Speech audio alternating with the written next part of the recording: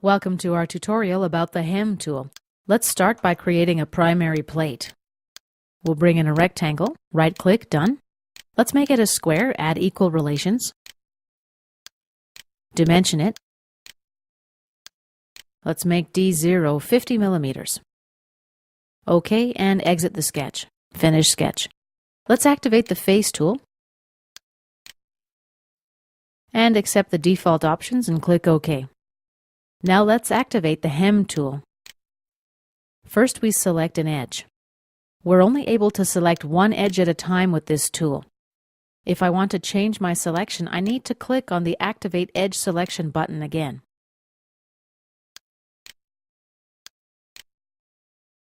Here we can flip the direction of the hem. From the Type drop-down menu, we can select from 4 different types of hems. Let's expand this dialog window by clicking the double arrows. Width extents. These specify the extent of the hem. I'm going to select width. Let's accept the default value of 10 millimeters and click OK. Let's zoom in close. Here you see a bend relief was added. We're going to talk about this in subsequent tutorials. For now, let's talk about how we can remove the rest of this rim. Let's double-click on the hem and go to the Bend tab. Under Minimum Remnant, I'll enter D0. Let's enter D0 for the value of minimum remnant. Let's click OK, and the rim is gone. Okay, let's double-click on our hem and edit it again. Under Extents, let's select Edge. Let's take a normal view.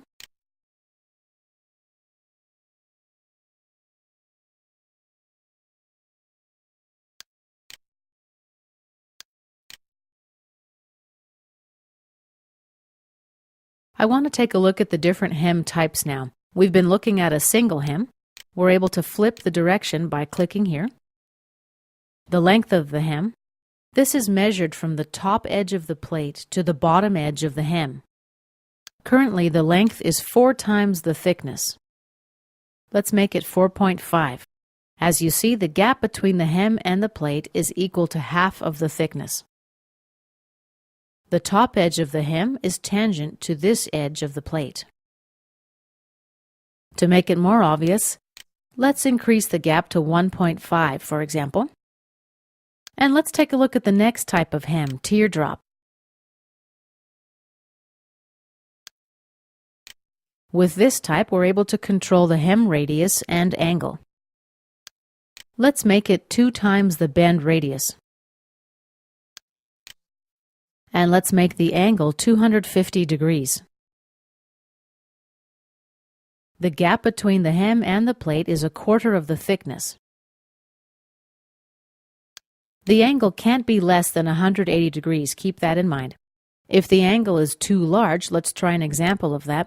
We're going to have an interference issue. Let's check it out. I'll enter 320, and here is my interference. Let's return the angle to 270 degrees. The gap, as you see, stays constant at 1/4 of the thickness of the material. And let's review the next type of hem, a rolled hem.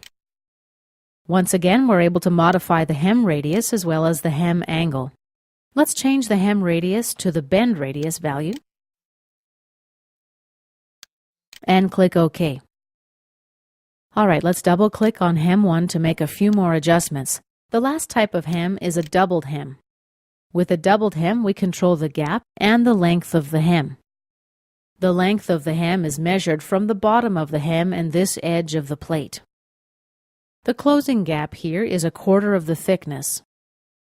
And the gap between the plate and hem, as well as the gap within the hem, is set to half the thickness. Let's change that value to 1.5 times the thickness, and let's change the length to 6 times the thickness. Click OK. And this concludes our tutorial about the hem tool.